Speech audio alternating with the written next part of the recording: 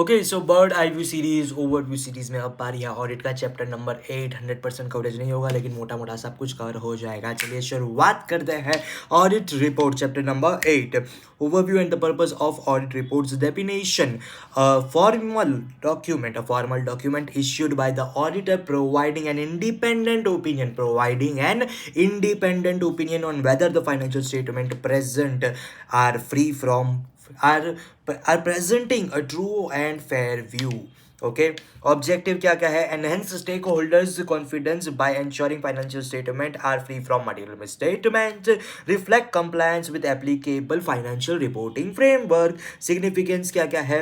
The final outcome of audit procedures, इतने जो audit procedures हमने लगाए उसका फाइनल आउटकम है क्या? हमारा audit report. Basis of decision making by share holder governance bodies and other stake holders, उनको डिसीजन मेक करने के लिए जो बेसिस लगेगा वो क्या होगा? हमारा ऑडिट रिपोर्ट भी उसमें से एक होगा। की standards governing audit report SA-700 revised SA-700 क्या क्या है? Forming an opinion and reporting on financial statement. Objective: form an opinion based on sufficient and appropriate audit evidence and clearly communicate through a written report. Purpose क्या है? Ensure global consistency in reporting while allowing flexibility for jurisdiction specific nuances. यानी कि वैसे तो standardise है लेकिन अलग अलग जुरिस्डिक्शन के लिए कुछ कुछ फ्लेक्सिबिलिटी वहां पे दी हुई है, इतना भी रिजिड प्रोसेस नहीं है। समझ में आया क्या? उसके बाद क्या क्या है? फोकस एरियाज क्या है? evaluate the adequacy of disclosures, assess management's accounting policies and estimate, ensure compliance with financial reporting framework के साथ comply करते हैं कि नहीं।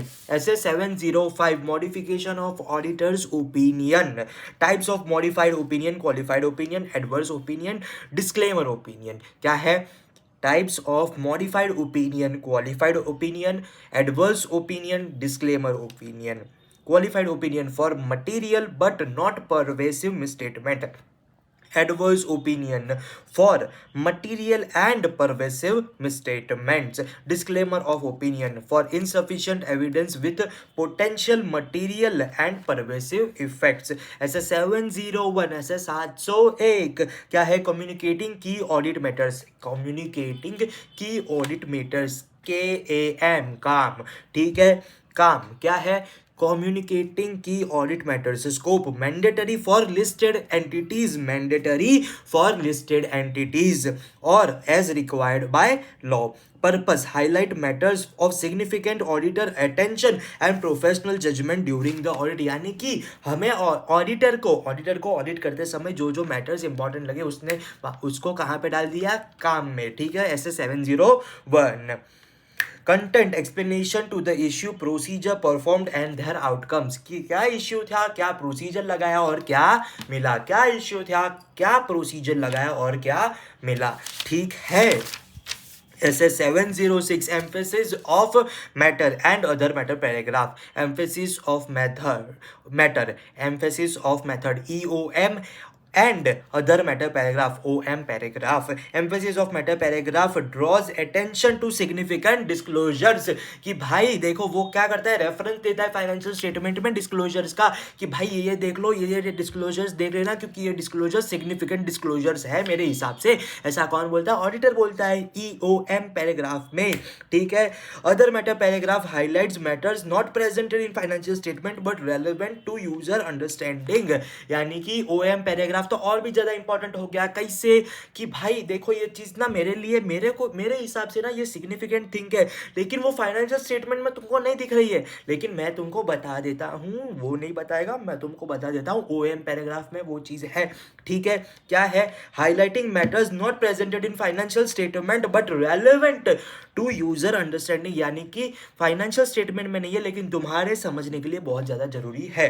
अब SA-600 using the work of another another auditor using the work of another auditor, focuses on assessing and integrating work performed by other auditors. ऐसे 299 joint audit of financial statement addresses coordination, division and work and responsibilities between joint auditors. Basic structure and elements of audit report. Basic structure and elements of audit report, what are they? Title clearly indicates it is the independent auditors report. Independent auditors report, खाली auditor नहीं, ऐसा वैसे auditor नहीं, independent auditor है मैं. Address see typically address to share holders और governance bodies. यानी कि देखो वैसे तो टिपिकली ना शेयर होल्डर्स या फिर गवर्नेंस बॉडी को हम एड्रेस करते हैं, ठीक है, एड्रेस सी में वो आता है. लेकिन अगर वैसा कुछ क्लियर इन्फॉर्मेशन नहीं दिया है तो हम किसको ऑडिट रिपोर्ट देते हैं? जो हमें अपॉइंट करता है, ठीक है. हम किसके लिए काम करेंगे? जो हमको अपॉइंट करता है, ठीक है, सिंपल सी बात है. अब ओपिनियन सेक्शन, उसके बाद क्या आता है? Opinion section contains the auditors conclusion on financial statement. Phrases such as true and fair view and present fairly in all material respects are used. Basis of opinion, कि भाई तुमने ओपिनियन तो दे दिया लेकिन ये कौन से बेसिस पे तुमने ओपिनियन दिया? Explains the framework and standards followed, confirms the auditor's independence and ethical compliance. कि देखो भाई ये स्टैंडर्ड्स को मैंने फॉलो करते हुए और करा था और मैं एथिकल भी था. States sufficiency and audit evidence obtain, और ये एथिकल था इसीलिए ना, जितना हो सके, जितना सफिशिएंट, जितना चाहिए था उतना, और जैसा सही था एप्रोप्रिएट अच्छी क्वालिटी वाला मैंने ऑडिट एविडेंस ढूंढ के निकाला. उसके बेसिस पे मैंने ये जो दिया ना वो ओपिनियन दिया लाला. उसके बाद क्या है? फिर से की audit matters, highlight areas requiring significant attention और judgement, describes audit procedures performed to address this matters. यानी कि कोई सिग्निफिकेंट मैटर आ गया तो हमने कौन सी ऑडिट प्रोसीजर लगा के उसको हटाया सल्टाया, वो क्या किस में हम लिखेंगे? वो काम में लिखेंगे. मैनेजमेंट रिस्पॉन्सिबिलिटी भी लिखते हैं हम किसमें? ऑडिटर्स रिपोर्ट में. क्या है मैनेजमेंट की responsibility? Preparing financial statement and implementing effective internal control. ये फाइनेंशियल स्टेटमेंट, ये खाना वाना, बैलेंस शीट तू बनाना और इंटरनल कंट्रोल भी तू ही रखेगा, कोई तेरी एंटिटी है. और assessing entity's ability to continue as a going concern. तेरा फ्यूचर की चिंता तेरे को तो होनी चाहिए ना, तो तू सबसे पहले चेक करेगा कि गोइंग कंसर्न है कि नहीं, ठीक है. ऑडिटर्स रिस्पॉन्सिबिलिटी, सबसे पहले किसकी रिस्पॉन्सिबिलिटी आती है? मैनेजमेंट की रिस्पॉन्सिबिलिटी. उसके बाद ऑडिटर्स की रिस्पॉन्सिबिलिटी क्या है? Conducting the audit in accordance with standards, assessing risk, internal control and compliance, concluding ongoing concern assumption and overall presentation of financial statement. उस पे हम कंक्लूजन देते हैं हमारा. सिग्नेचर एंड डेट, किसके लिए इतनी मेहनत कर रहा है लाला? सिग्नेचर के वास्ते. Signed by engagement partner, mentioning name and membership number, firm registration number, unique document identification number UDIN. ये इस पे अलग से सवाल आ सकता है UDIN पे, ठीक है. Include the place and date of report. Place and date of report भी हम लिखते हैं वहाँ पे. evaluations conducted by the auditor, general evaluation, adequacy and transparency of disclosures, consistency and neutrality in management's judgment, reasonableness of accounting estimate. specific evaluation क्या क्या है? appropriateness of accounting policies, कि accounting policies तुमने ये जो ऐसी भद्दी भद्दी लगाई है वो appropriate है कि नहीं.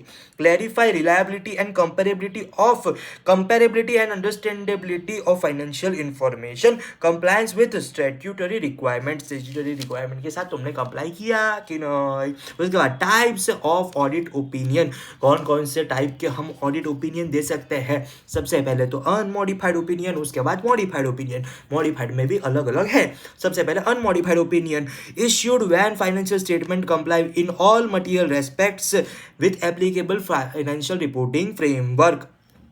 उसके बाद मॉडिफाइड ओपिनियन, ऐसे 705 में अपन ने बोला ना कौन कौन से होते हैं, qualified opinion, adverse opinion, disclaimer opinion. Qualified opinion issued for material misstatement that are not pervasive, material misstatement है, सिग्निफिकेंट मटेरियल मिसस्टेटमेंट है लेकिन परवेसिव नहीं है, example misclassification of loans. Adverse opinion क्या क्या है, issued for material and pervasive misstatement, material भी है और परवेसिव भी है तो भाई एडवर्स में लाफा खा। Example fraudulent financial reporting involving a substantial portion of asset, involving a substantial portion of asset।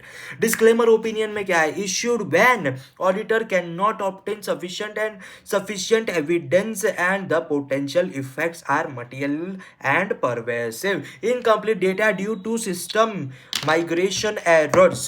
यानी कि अपन क्या बोल सकते हैं, इसकी गारंटी मैं नहीं ले सकता, मेरा कोई वास्ता नहीं, मैं डिस्क्लेमर देता हूं क्योंकि मेरे को जो इन्फॉर्मेशन चाहिए थी वो मेरे को मिली नहीं, इनकम्प्लीट इन्फॉर्मेशन में कैसे ऑडिट करेगा, ठीक है, तो डिस्क्लेमर ओपिनियन दे दिया। अब reporting mechanisms for special cases में रिपोर्टिंग कैसे करेंगे, emphasis of meta paragraph EOM। Example uncertainties due to legal disputes और नेचुरल कैलामिटीज। इसमें क्या था कि भाई देख मैं बता रहा हूँ कि फाइनेंशियल स्टेटमेंट में इसका डिस्क्लोजर है जो सिग्निफिकेंट है, तो जाके देख लेना वहां पे EOM तू जा आम EOM, ठीक है। अदर मेटा पैराग्राफ में क्या क्या है, example restrictions impose on audit scope by management, यानी कि देख भाई तू फाइनेंशियल स्टेटमेंट में ना इतना ये चीज़ें होनी चाहिए थी लेकिन नहीं है, लेकिन मैं तेरे को बताता हूँ ना, तेरे यूजर अंडरस्टैंडिंग के लिए ये रेलेवेंट चीज़ें हैं जो फाइनेंशियल स्टेटमेंट में नहीं है, मैं बता देता हूँ OM, ठीक है, OM वाह हमारी उसके बाद क्या क्या है, रिपोर्टिंग अंडर कारो 2020, fine additional reporting requirement for Indian companies on internal controls related party transaction and pending litigation. बहुत सारे क्लॉजेज है, 21 क्लॉजेज नहीं 22 क्लॉजेज है आई थिंक, ठीक है, 22 क्लॉजेज या 21 क्लॉजेज एग्जैक्ट याद नहीं है, 99.99% 22 क्लॉजेज ही है कारो के, ठीक है, 21 तो अप्लाई होते हैं और 22 में है कि कंसोलिडेटेड फाइनेंशियल स्टेटमेंट में कौन कौन से क्लॉजेज हम रिपोर्ट करेंगे, वो शायद 22 क्लॉज नंबर 22 में दिया हुआ है, याद है कि नहीं, मानता है कि नहीं, हाँ। उसके बाद legal and regulatory compliance, companies act 2013 ने बोला है कि कारो को बनाना और तो और इसके अलावा भी लीगल और रेगुलेटरी कंप्लायंस के साथ कंप्लाई करना है।